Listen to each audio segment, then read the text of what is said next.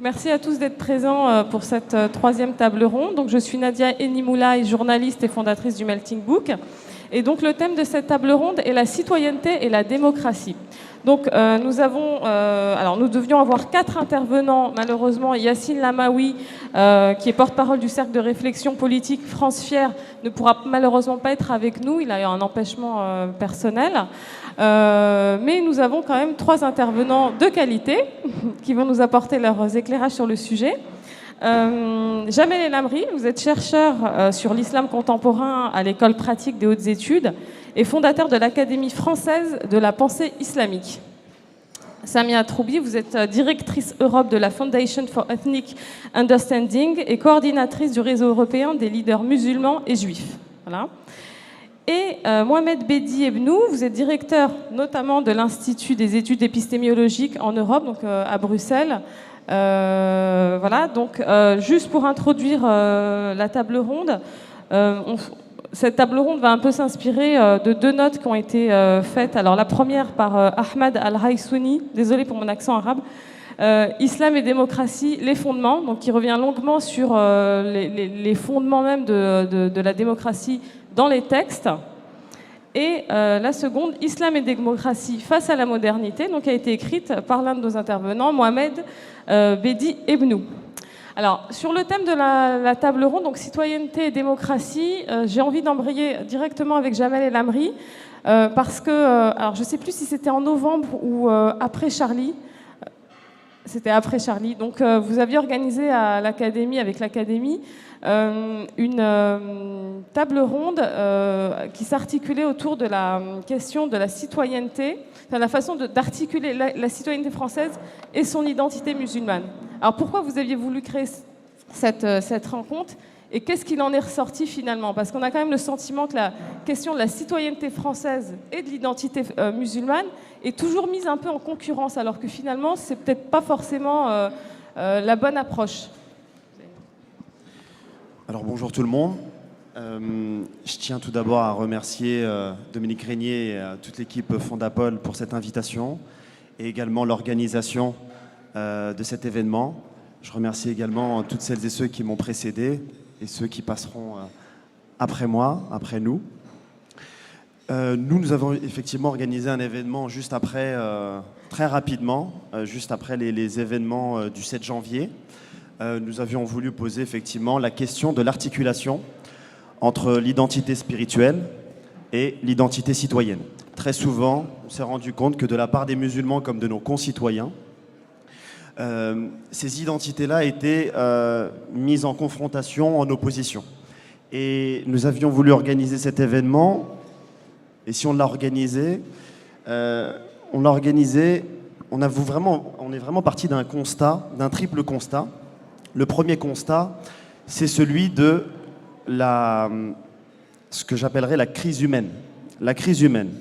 Alors qu'est-ce que c'est que la crise humaine? La crise humaine, c'est vraiment le décalage qu'il peut y avoir entre les idées, les valeurs et les individus.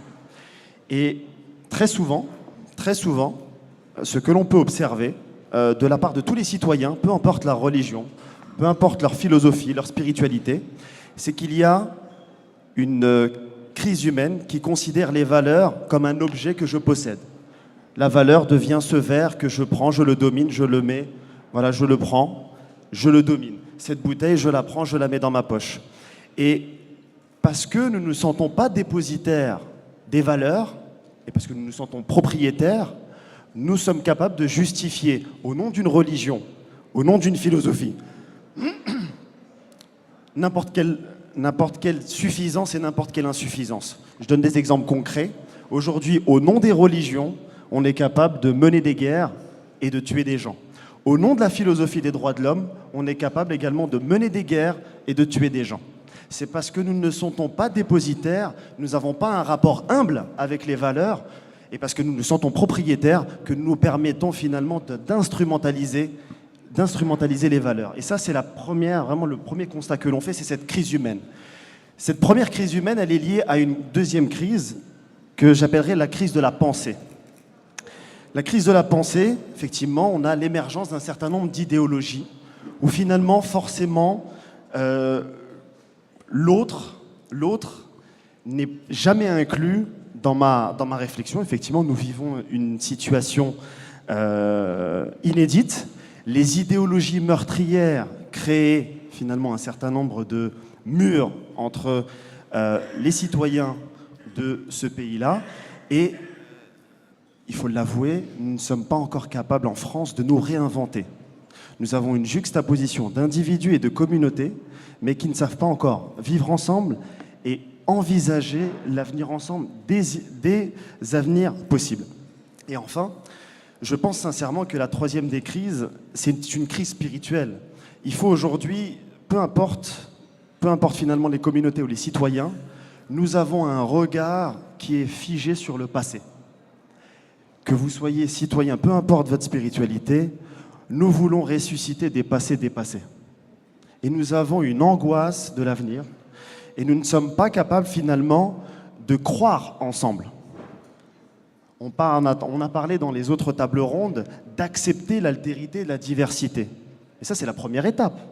Mais la deuxième étape, si nous voulons construire une société ensemble, alors il faut croire ensemble.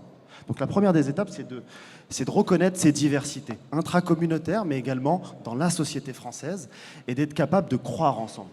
Donc il y a ces deux étapes, et nous sommes partis finalement de ces trois crises, crise humaine, de la pensée et une crise spirituelle. D'accord, je vous remercie Jamel. Samia Troubi, j'imagine que vous voulez réagir oui, au propos de Jamel.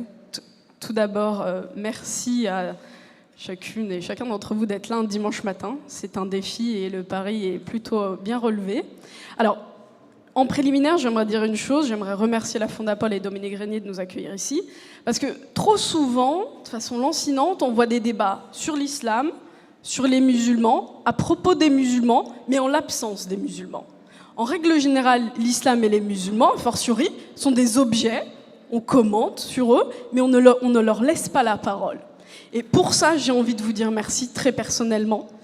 Vous dire qu'en reprenant la parole, nous reprenons la parole au cœur du débat, au cœur de la cité, et c'est la citoyenneté ici qui est au cœur de notre sujet.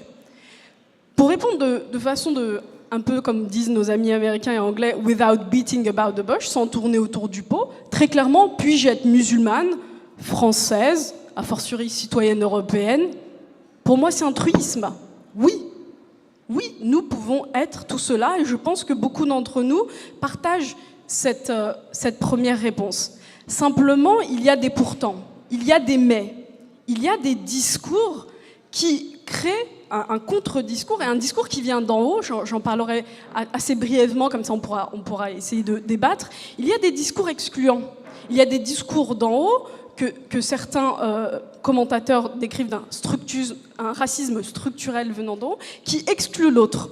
Dès qu'il est question de musulmans et de citoyenneté, il y a trois questions épineuses qui reviennent. Peut-on être musulman et revendiquer la liberté d'expression? On l'a bien vu avec tous les débats qu'on a eu sur Charlie Hebdo, mais vous souvenez-vous un petit peu de ce qui s'était passé en Grande-Bretagne avec l'affaire Salman Rushdie qui a marqué l'Europe. Deuxième question, peut-on être musulman et quelle est la place de la femme au cœur de l'islam, au cœur de la société? C'est une question qui revient, et ceci de façon d'autant plus marquante que depuis 1989 et l'histoire, on a parlé des foulards, aujourd'hui on a un changement sémantique quand on parle de voile islamique, ceci questionne. Et puis dans d'autres sociétés, moi j'ai la chance de pouvoir travailler à l'échelle européenne, je vois que en Grande-Bretagne, aux Pays-Bas, il y a des questionnements sur l'intégration des musulmans à ce qu'on appelle en allemand la Leitkultur, la culture dite de référence.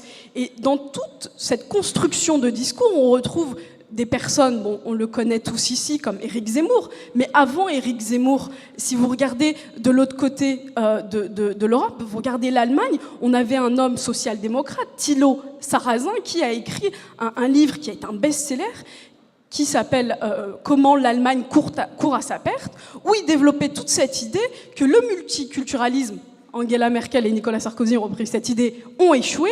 Pourquoi ont-ils échoué? Parce qu'ils n'ont pas réussi et ils ne peuvent pas intégrer cette minorité de plus en plus visible, de plus en plus présente des musulmans. D'accord, merci Samia. Mohamed Bedi Ebnou. sur cette question de la citoyenneté et du rapport à l'identité musulmane. Est-ce qu'on peut être citoyen et français musulman? Est-ce qu'il y a une concurrence entre ces concepts? D'abord, je ne sais pas. Merci. Deuxièmement, moi, il me semble que si au moins, du point de vue observable, ce qu'on peut constater dans ce phénomène, c'est si on était un peu de l'autre côté de la scène, et que vous diriez, mais les musulmans sont nouveaux en Europe, il y aurait toujours un spécialiste qui s'élèvera vivement pour vous dire, ah oui, et les Omeyyades de Carcassonne, etc. Et donc vous dira, finalement, mais de quoi vous parlez? Et en réalité, parce que probablement les mots font un peu défaut dans ce débat, et on ne sait pas exactement de quoi on parle. Du reste, le terme islam veut dire 1000 choses, et généralement, quand on dit islam, on ne sait pas si on parle de la religion, on parle de la culture, on parle des musulmans en tant que communauté d'individus, etc. Alors évidemment, si vous êtes aussi de l'autre côté de la scène, on vous dira islam petit i, c'est la religion, islam grand i, c'est le reste. Culture, civilisation, même si le mot n'est pas très bien choisi, etc. Maintenant, ce qu'on peut constater, c'est qu'en effet, l'Empire français, l'Empire britannique, l'Empire hollandais étaient largement composés de musulmans au XIXe siècle. Et que ce qui est nouveau, ce n'est pas tellement que les musulmans soient citoyens sujets. Alors là, évidemment, les statuts étaient très divers et variés au sein des empires coloniaux. C'est pas tellement, en tout cas, qu'ils soient des sujets de ces États ou ces empires quand ils étaient empires. C'est le fait que depuis la Deuxième Guerre mondiale, il y a une ségrégation géographique, démographico-géographique, qui a été rompue pour les raisons que vous connaissez. Donc en effet, l'État est le même, c'est-à-dire qu'aujourd'hui, il y a la France métropolitaine, il y a la Réunion. Le foulard ne se pose pas de la même manière dans l'île de la Réunion, en Mayotte, en Martinique, en Guadeloupe, etc., comme en France métropolitaine. C'est le même État, les mêmes structures étatiques, le même corpus juridique, mais ce n'est pas tout à fait la même société. Donc le regard social n'est pas le même selon que vous soyez d'un côté ou de l'autre de l'État français.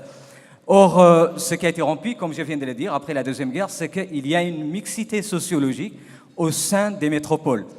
Cette mixité sociologique a connu un pas important depuis les années 70, où finalement, les gens qui étaient invisibles dans les périphéries, les fameux hangars, pour prendre l'exemple de Paris, de Cergy ou du 93, commencent un peu à percer dans la ville. Et j'en ai fait moi l'expérience. Rappelez-moi votre nom. Jamel, je l'ai connu étudiant dans le 93 et j'ai enseigné au moins une dizaine d'années dans le 93. Et ce que j'ai remarqué, c'est qu'à l'époque, quand je disais vous avez une conférence qui traite du même sujet dans le quartier latin à l'école des études de sciences sociales, l'école pratique, on me dit ah oui, enfin c'était à Tokyo, c'était très loin. Et donc évidemment, même si c'est à 10 minutes de métro ou de train, c'était très loin. Et du coup, si vous voulez, cet éloignement au moins mental est petit à petit rompu. Et là, si vous êtes à l'école des études, vous voyez pas mal de gens qui viennent du 93. Ce qui veut dire qu'il y a une nouvelle mixité qui n'a jamais été pensée, il y a une ségrégation de fait, parfois explicite, souvent tacite, et qui a été rompue dans l'Empire britannique, qui a été rompue en France, qui a été rompue en Hollande, etc., etc. Et ça fait effectivement un nouveau phénomène qui n'a jamais été. Cette mixité physique, elle n'a jamais été pensée et repensée auparavant.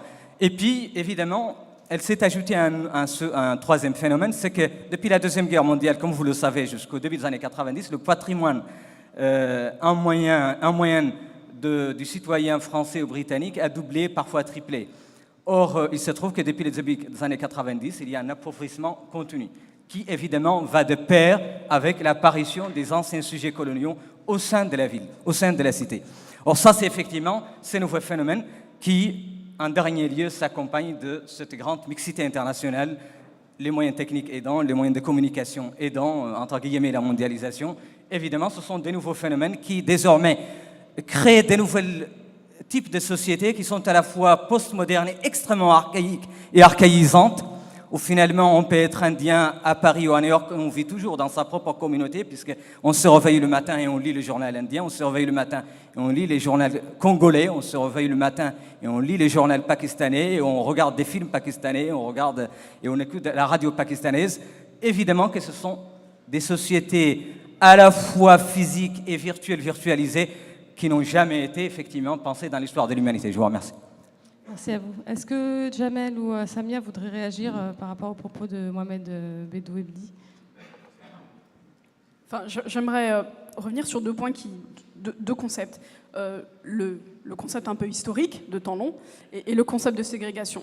Je crois que j'étais en train de tweeter juste avant d'arriver et il y a une personne qui me disait mais il faut que vous compreniez que nous ce qu'on voit grosso modo c'est une partie, une minorité. Le problème c'est pas l'islam, c'est une partie qui ne veut pas s'intégrer. Et il continue en disant vos débats, un peu de façon méchante, vos débats sont trop élitistes et vous parlez à une élite et vous ne comprenez pas la réalité du terrain. Grosso modo, c'est ce qui, de façon sous-jacente, les critiques qui nous étaient émises.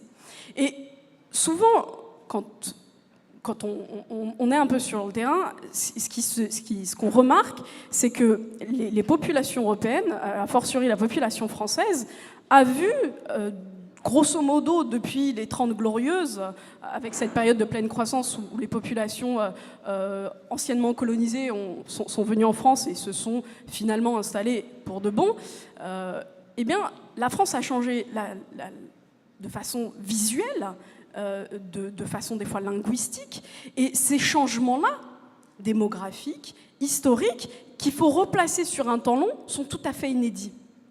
Donc en fait, qu'on se questionne et que les gens se questionnent sur ce fait musulman, sur cette présence musulmane, en fin de compte, c'est tout à fait normal. Cette peur ou ce questionnement n'est pas quelque chose qu'il faut absolument rejeter. Et si on se place sur ce temps long, je pense qu'il faut aussi prendre en compte la réalité dans laquelle vivent un grand nombre de musulmans, qu'on soit en Amsterdam, aux Pays-Bas, à Paris, dans nos banlieues parisiennes. Quand il est question de citoyenneté, il faut toujours remettre la place aux droits des uns et aux devoirs des autres.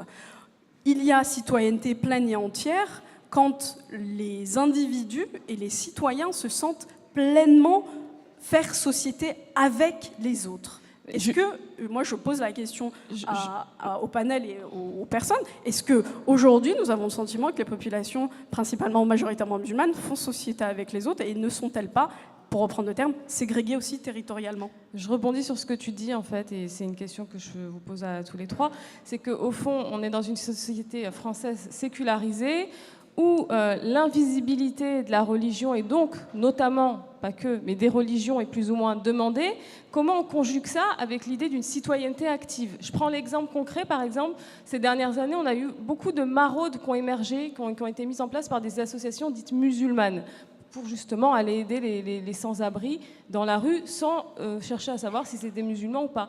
Donc, cette question, il me semble être un exemple intéressant. Donc, comment on conjugue cette citoyenneté active, ce vœu de citoyenneté active avec cette invisibilisation des religieux, enfin des gens de culture musulmane ou de religion musulmane ou d'autres religions d'ailleurs?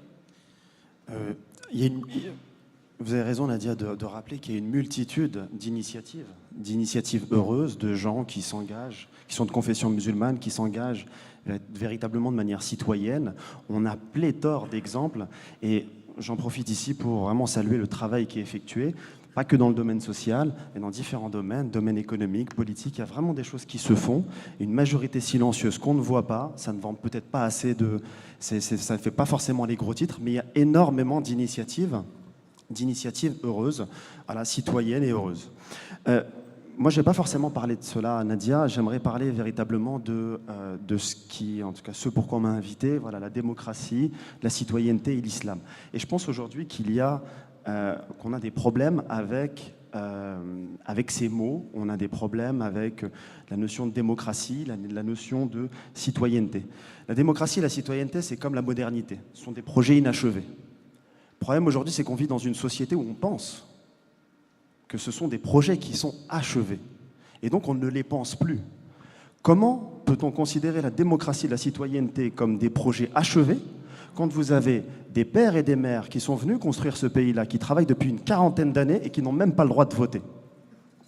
Comment peut-on considérer la citoyenneté comme un projet achevé ici, quand vous avez des pans entiers de la population française qui ne peuvent pas s'impliquer en tant que citoyens? Donc il faut revenir à cette idée et considérer la démocratie et la citoyenneté comme des projets inachevés. Nous devons continuer. La citoyenneté de la démocratie athénienne à aujourd'hui, en passant par l'Empire romain, elle a toujours discriminé les femmes, les métèques, et encore aujourd'hui. Et ça, il faut le dire.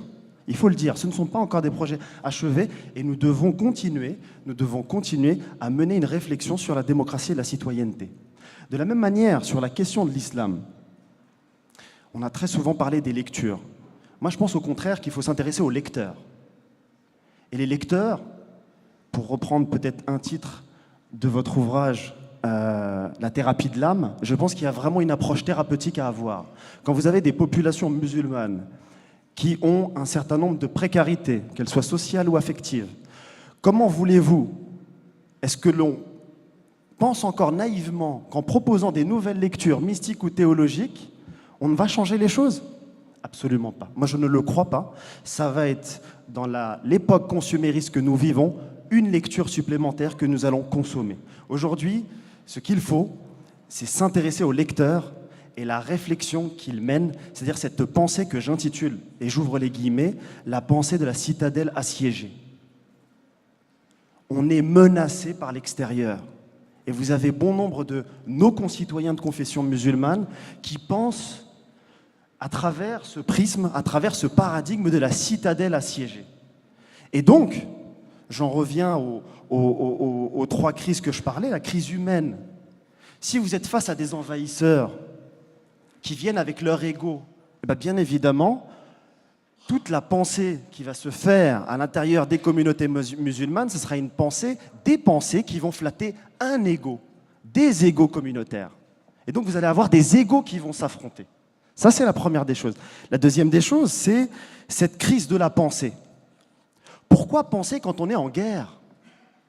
Pourquoi penser quand je suis dans ma citadelle assiégée que je me sens menacé?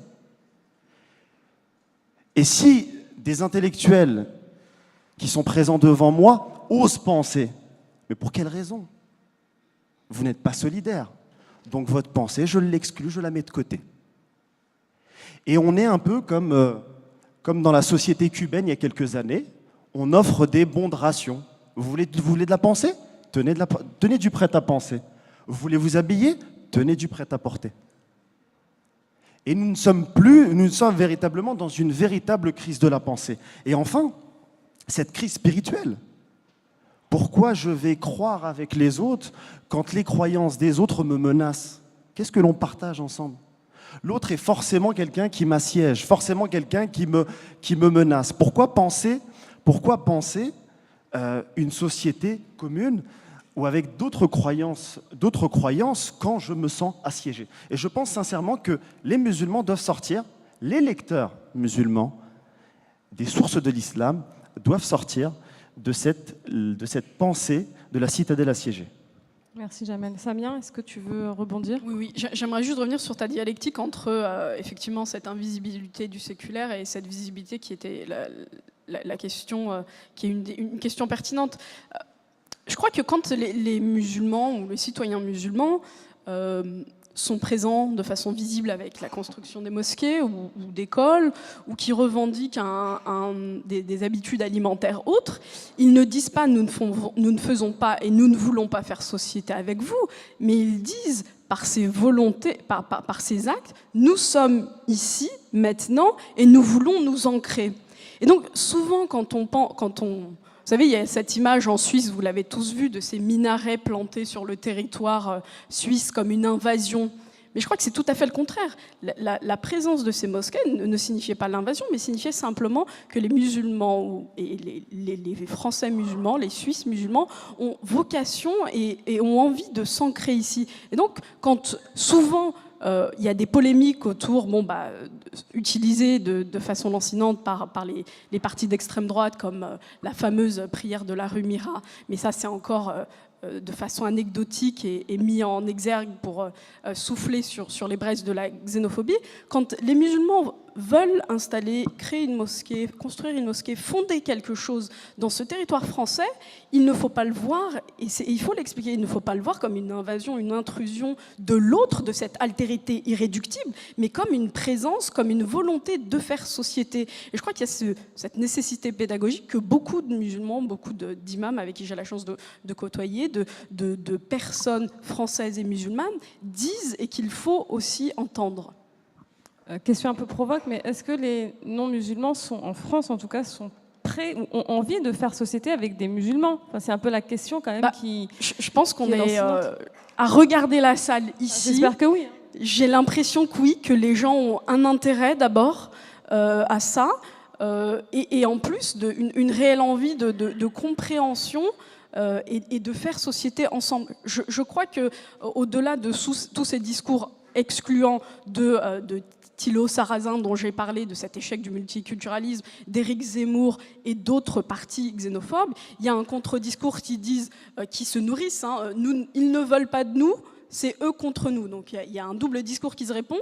Et dans cette marge, dans ces marges, naît et se construit ce que nous sommes en train de faire aujourd'hui, et ce que vous faites probablement de façon quotidienne, un autre discours, une autre voix, à X et E, qui est la voie de la modération, concept ô combien important pour les musulmans, mais pour d'autres cultures, qui est possible et qui est là, mais qui se regarde. Je suis historienne de formation et j'ai été prof d'histoire dans le 93 pendant très longtemps avant d'avoir choisi ce chemin de travailler pour des ONG. Et sur le temps long, on voit que ce sont ces voies-là qui marchent et qu'il faut nourrir. Merci. Mohamed Bedi Ebnou, vous avez produit une note intitulée Islam et démocratie face à la modernité. Donc vous parlez à un moment de l'émergence au XVIIIe, XIXe siècle d'une espèce d'élite intellectuelle musulmane qui a un peu bousculé les représentations de l'islam en Europe. Est-ce qu'aujourd'hui en Europe, il y a besoin d'avoir des figures intellectuelles pour faire rappeler que la démocratie en islam, c'est quand même un fondement et que ce n'est pas antithétique? Ça dépend de ce que vous appelez islam, bien sûr. Alors l'émergence, non pas d'une élite, disons l'élite qui est l'élite traditionnelle, elle a commencé à être interrogée par ces nouveaux phénomènes qu'est l'Europe occidentale. Et donc ça a modifié le regard d'une partie du monde des élites musulmanes à l'égard de l'Europe, ou du moins c'était la tentative ou le projet ou l'objectif, mais ce n'était pas nécessairement le regard des élites européennes à l'égard du monde musulman qui était une autre affaire, et qui lui se constituait en effet, ce qu'on constate aujourd'hui, à une certaine archéologie assez importante à la fin du XVIIIe siècle, au XIXe siècle, qu'on peut constater. Il est toujours d'ailleurs assez à la fois intéressant et d'une certaine façon agaçant de voir que les débats se répètent de façon tout à fait récurrente et périodique. Vous avez chaque 10 ans, chaque 20 ans, quasiment les mêmes termes des débats. Vous pouvez tout à fait trouver des textes qui sont en train de rediscuter les mêmes questions qu'on est en train de discuter aujourd'hui. L'apparition du phénomène musulman au XIXe siècle, au XVIIIe siècle, enfin, vous avez un phénomène tout à fait récurrent en Europe occidentale depuis que l'Europe occidentale est d'une certaine façon en train d'inclure le monde musulman d'une façon, les pays plus exactement en majorité musulmane, c'est-à-dire depuis la fin du XVIIIe siècle. Et naturellement, le monde musulman à la fin du XVIIe siècle commençait à prendre connaissance, ou en tout cas s'intéresser aux écrits d'auteurs du XIVe siècle, la veille de la découverte des Amériques, qui annonçaient déjà que les ressorts et les forces, y compris en termes de peuplement au sud de la Méditerranée, commencent à s'affaiblir et que quelque chose s'annonce au nord de la Méditerranée. C'est déjà la veille de la découverte des Amériques. Et puis vous trouvez par exemple dans l'Empire ottoman, au cœur de l'Empire, c'est-à-dire à Istanbul, vous trouvez un certain nombre d'auteurs qui commencent à dire oui, mais enfin, on peut quand même défataliser l'histoire, ça c'est juste une parenthèse, et puis il y a une cause tout à fait contingente, la découverte de l'or, etc., qui a fait qu'on s'affaiblit et l'Europe se renforce.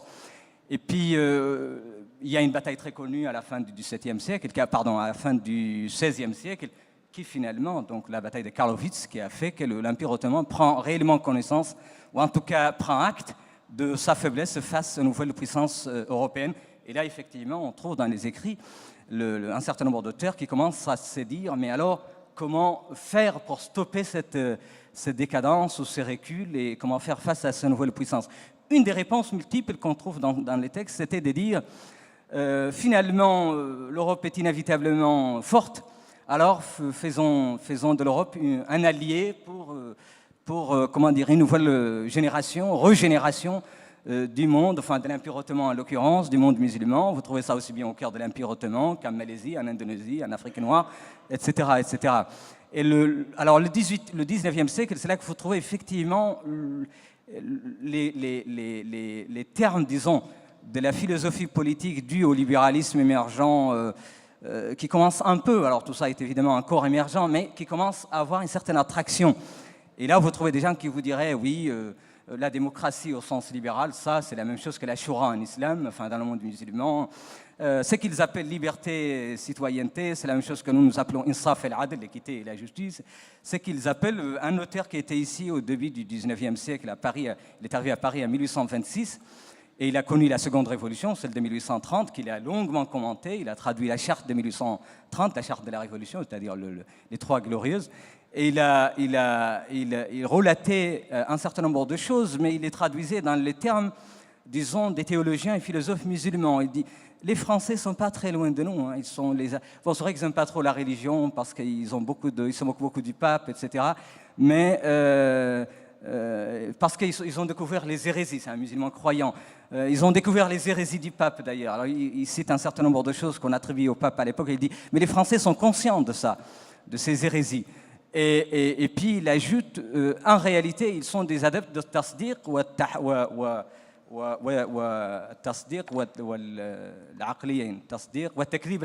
donc le fait d'approuver ou désapprouver selon la raison, qui était une école très connue en philosophie et en théologie musulmane, etc. C'est-à-dire que l'ensemble des concepts qu'il trouve, il essaye de leur trouver un équivalent, ce que j'ai appelé les homologies du 19e siècle. Mais l'ambivalence assez forte dans ce moment, c'était à la fin du 19e siècle, où là vous trouvez effectivement avec en particulier la généralisation du fait colonial, la conférence de Berlin. Là, les élites étaient réellement interrogées sur la signification à donner à l'Europe. Est-ce que l'Europe, ce sont ces concepts de liberté, de citoyenneté, de libéralisme émergent, le parlementarisme, etc. Est-ce que c'est ça l'Europe ou c'est plutôt la domination et l'expansion coloniale? Et cet équivoque fondamental, elle travaillera réellement et elle s'alliera avec la critique communiste qui dominera au début du XXe siècle, et qui s'accompagnera avec deux phénomènes dans le monde musulman, et j'arrête là, avec donc la généralisation du communisme qui a permis une grande critique du capitalisme et des libertés individuelles, etc., etc., et l'abolition du califat qui a été un cataclysme dans le monde musulman, parce qu'elle a rompu l'unité symbolique depuis le XIVe siècle, depuis la Saqifa jusqu'à 1924, et le découpage colonial, c'est-à-dire que désormais les élites s'affrontent, articulent leurs concepts, articulent leurs débats, non pas en fonction d'un espace de langue arabe ou un espace de religion musulmane, mais en fonction des espaces hérités ou qui n'étaient pas encore tout à fait hérités de l'époque coloniale, ce qu'on a appelé les mouvements de libération, etc., etc., qui fondamentalement, que ce soit dans la guerre froide, c'est-à-dire après la Deuxième Guerre mondiale, que ce soit des mouvements considérés comme pro-occidentaux ou pro-soviétiques, pro-russes, c'était pour l'essentiel, ils avaient tous pour mot d'ordre la démocratie libérale, les concepts tels que citoyenneté, les libertés individuelles et non pas les libertés de peuple. On préférait le mot liberté de peuple aux libertés individuelles. Tout ça, ce sont des arguments purement impérialistes qu'il faut combattre. Hein. Si vous lisez la charte des droits de l'homme, non pas et des citoyens, mais des peuples d'Alger de 1974, vous comprenez bien que ce sur quoi l'ensemble des mouvements aussi bien considérés comme pro-occidentaux ou pro-soviétiques à l'époque dans la composition de la guerre froide, le mot d'ordre qui était commun, c'était toutes ces questions de liberté individuelle, de citoyenneté, tout ça, c'est du jargon colonial, c'est des jargons impérialistes, c'est de la pire propagande impérialiste avec laquelle il faut rompre. Et ça, ce n'est pas propre au monde musulman, c'est l'ensemble des pays du Sud, du tiers-monde, le monde ex-colonisé, et qui finalement connaîtra un grand tournant au début des années 80 en réalité. D'accord, merci. Alors justement, on a souvent entendu dans les débats politiques, les débats dans les médias, est-ce que l'islam est une religion soluble dans la démocratie ou pas, ou même du côté même des musulmans, oui, mais de toute façon, nous les musulmans, on n'est pas faits pour la démocratie. C'est des choses que moi j'ai déjà entendues. Je ne vous citerai pas mes sources, mais bon, je l'ai entendu. Qu'est-ce qu'on peut faire justement pour dépasser ce concept, cette erreur, en fait, parce que quand on revient au texte, on voit bien que la Choura fait partie des textes de manière pleine. Qu'est-ce qu'on fait pour dépasser cette caricature? À vous trois. C'est les questions qui reviennent très souvent. Je pense qu'elles vont encore revenir et revenir. Est-ce que l'islam est compatible avec la démocratie? Je pense qu'on ne parle absolument pas de la même chose. Et tout dépend de la définition qu'on donne et de la démocratie et de l'islam. Moi, j'aimerais juste rappeler une chose, c'est que il y a une multitude de définitions de l'islam, multitude de définitions de la question démocratique. Aujourd'hui, je pense que la question, il faut la poser différemment, c'est comment finalement les citoyens français de confession musulmane peuvent s'épanouir dans notre démocratie. Je pense que c'est la question qu'il faut poser, non plus la question de l'islam et de démocratie. On les pense comme des notions abstraites qui ne sont absolument pas dynamiques, et on passe à côté des formidables dynamiques dont tu parlais tout à l'heure, Nadia, des gens qui, là, dimanche matin, sont en train de faire des maraudes, et on passe à côté véritablement de l'essentiel. Moi, pour qu'on ne reste pas justement dans cette réflexion autour de notions abstraites, et je me ferai l'élève de Fernand Braudel, et ce temps long, je pense qu'il faut analyser les choses vraiment avec cette perspective historique. Et quand on analyse les choses dans la perspective historique, on se rend compte que durant les 3 derniers siècles, la France a énormément changé. Avant même d'être un empire colonial, c'était une monarchie absolue de droit divin. Aujourd'hui, c'est une république, elle est démocratique et elle est laïque. Et aujourd'hui, dans la crise de la pensée qui est la nôtre, nous sommes devenus des petits conservateurs et parfois même des petits dogmatiques. Et nous n'avons pas d'audace intellectuelle pour essayer d'envisager quelque chose de nouveau. On est moderne à un moment donné, mais on peut très, très rapidement être un conservateur, celui qui conserve parce qu'il ne change pas sa perspective. Et aujourd'hui, je pense qu'il faut changer la perspective. La situation, elle est inédite. Elle ne s'est jamais vécue nulle part. Donc là, aujourd'hui, ce qu'il faut, et c'est créer des espaces où toutes les sensibilités françaises vont pouvoir débattre et échanger ensemble et envisager ensemble la société française de demain, la démocratie en tant que projet inachevé de demain. Et je pense sincèrement qu'il faut cette créativité philosophique, mais cette créativité philosophique, elle ne se fera pas avec des musulmans qui regardent en arrière, en pensant que l'âge d'or est passé et que la seule chose que j'ai à faire, c'est de regretter un passé. On ne va pas le faire avec des concitoyens qui ne partagent pas forcément ma confession et qui pensent que tout a été dit et que rien n'est envisageable après Montesquieu. Non, au contraire. Et le défi extraordinaire qui nous attend aujourd'hui, et je salue encore une fois l'initiative de Dominique Régnier, c'est de nous mettre autour d'une table, de nous inviter mutuellement et d'essayer d'envisager l'avenir ensemble. Parce qu'aujourd'hui, le cheminement intellectuel comme spirituel, il ne peut pas se faire qu'avec des gens qui pensent comme moi.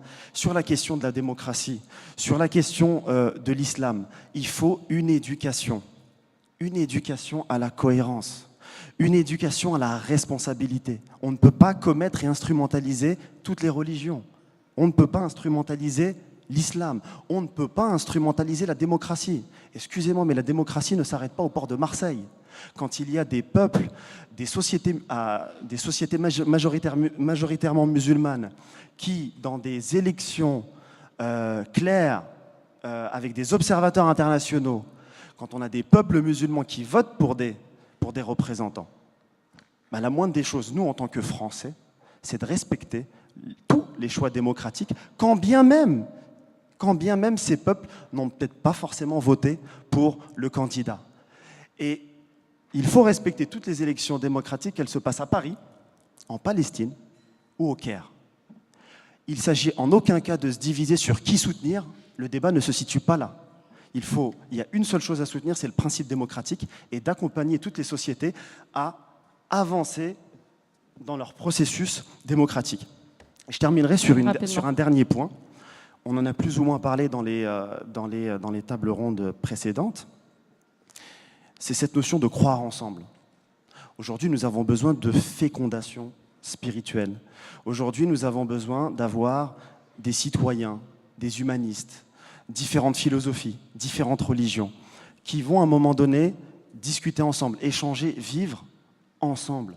Et vivre ensemble, c'est comme M. Guerdoni le rappelait tout à l'heure, il y a des défis communs. Toynbee en parlait, le grand philosophe de l'histoire. Toutes les civilisations se sont formées à partir d'un grand défi. Et aujourd'hui, le changement de perspective auquel j'appelle, c'est cette civilisation humaine qui est en train de se construire. Il y a plusieurs crises, qu'elles soient sociales, économiques, écologiques et spirituelles. Et nous devons, à partir de nos identités respectives, essayer d'envisager des solutions et de relever le défi, le challenge ensemble. Merci Jamel. Samia, il nous reste 15 minutes, donc si tu veux réagir, et ensuite Mohamed Bedi Ebnou. Oui, peut-être. Il y aura une question Twitter pour clore la table ronde. Ajouter une dimension dont nous n'avons pas parlé, qu'on a un peu effleuré sur le concept de citoyenneté. Je pense qu'on ne peut pas faire l'économie quand on parle de citoyenneté, de ne pas parler de l'école, de ne pas mentionner le lieu par essence, l'antre dans lequel se crée la citoyenneté, où se forge l'idée de citoyenneté et comment est-ce qu'on forme ces citoyens, c'est à l'école. C'est ici et maintenant qu'on forme nos citoyens de demain dans nos classes. Et je crois que le thème, c'est valeurs d'islam et citoyenneté.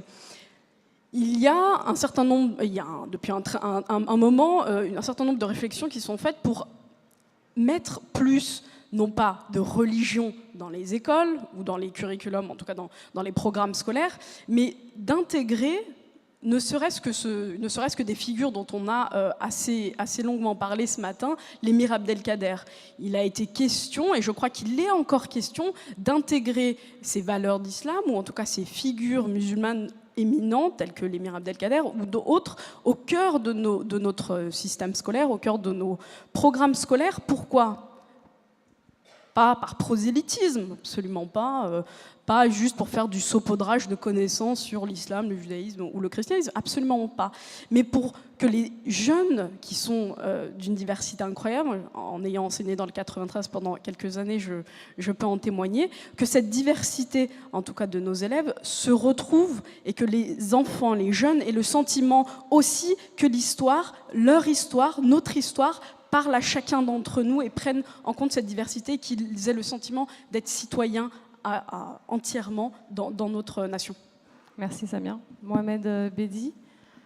Alors, moi, je pense que ce type de questions, d'abord, trahissent davantage en tout cas, ils sont symptomatiques et il faut plutôt interroger la question d'abord et voir pourquoi elle est posée. Et me semble-t-il que cette question, oui, tout à fait récurrente, ça fait partie des choses 1000 fois récurrentes. Et qu'on n'a pas dépassé encore, c'est pour ça que je la pose. À l'époque moderne. Et il est probable que le dépassement des questions ne vienne jamais de leurs réponses, vraisemblablement. Alors, à la fin du 19e siècle, je le signale dans la note, il y avait une conférence de quelqu'un qui connaît très bien le monde de langue arabe et le monde musulman de façon générale, en tout cas une bonne partie du monde musulman. C'était Ernest Renan qui avait donné une conférence en 1884 à la Sorbonne qui s'intitulait « Islam et science ».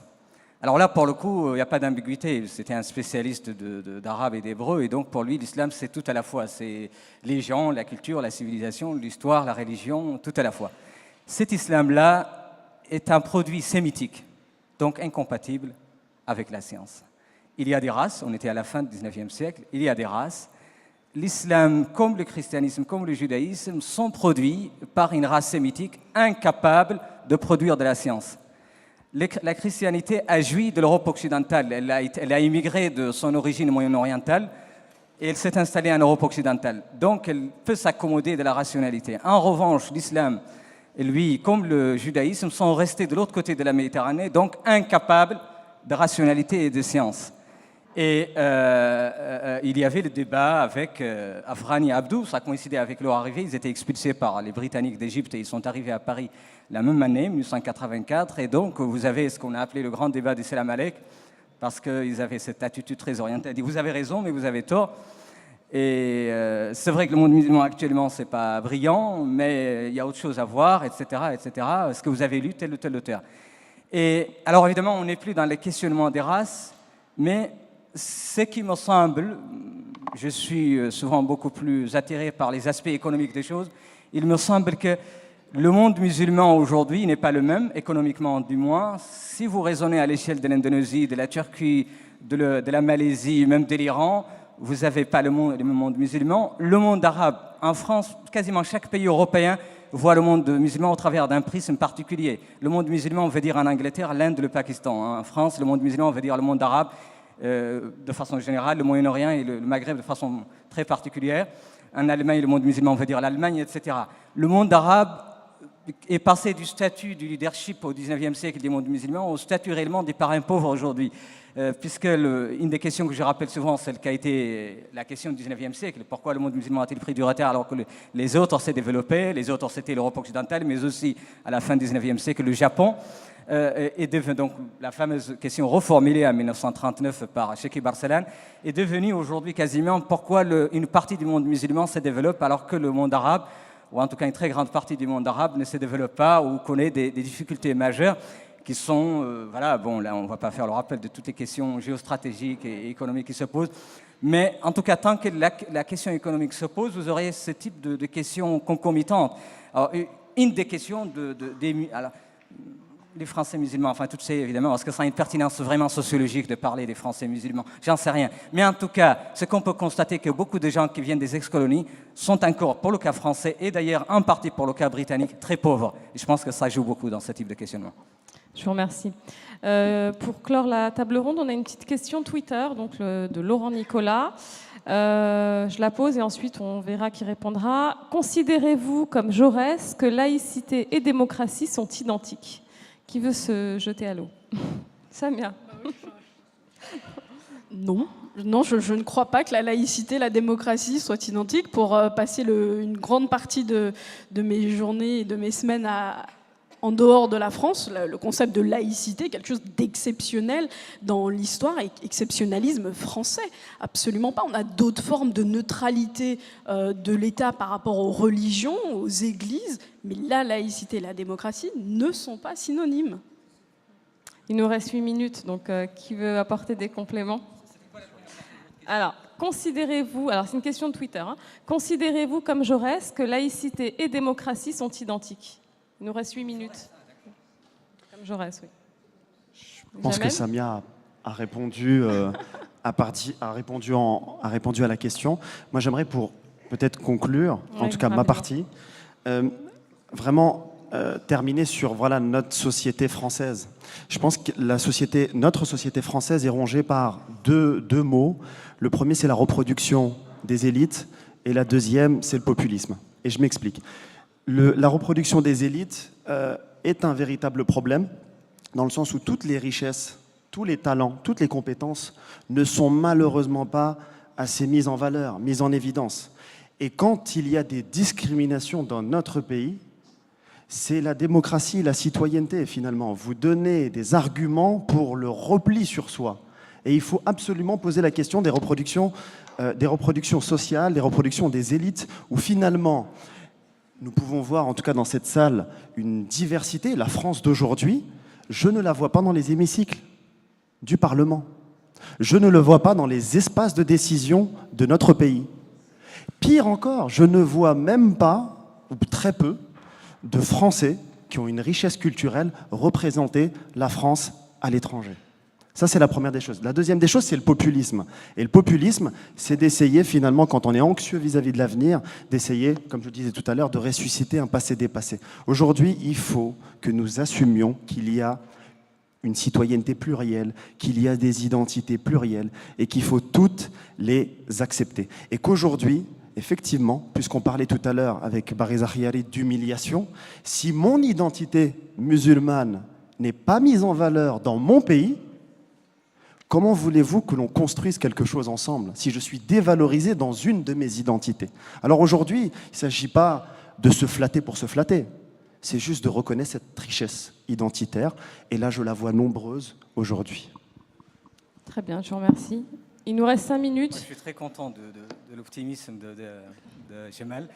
Et j'espère qu'on le partage. Enfin, j'espère. Alors, pour le coup, En tout cas, je pense que cette question elle-même est symptomatique de notre époque. Alors, je ne sais pas du tout si je doute fort d'ailleurs que Jaurès ait dit ça. Mais les jours où on saura ce que c'est démocratie et ce que c'est laïcité, déjà on aura un peu avancé, mais il me semble-t-il que ce n'est pas pour tout de suite. Je vous fais juste remarquer que le terme laïcité se traduisait en anglais dans le temps par le terme secularisme, et ces dernières années, ils ont fini par dire non. Et là, ils conservent le terme laïcité. Et parfois, ils ajoutent French laïcité. Merci. Merci à vous.